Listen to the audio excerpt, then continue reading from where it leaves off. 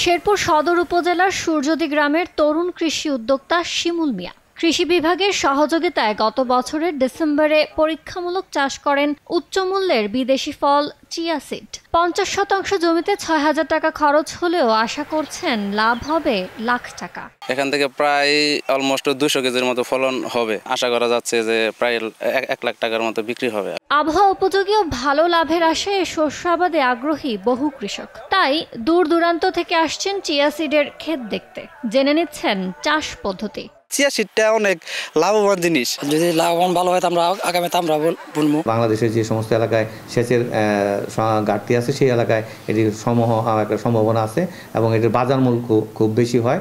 বর্তমানে অনেকেই এটি চাষে উদ্বুদ্ধ হচ্ছে। আমরা কৃষি বিভাগ তাদেরকে এই বিষয়ে পরামর্শ প্রদান করতেছি।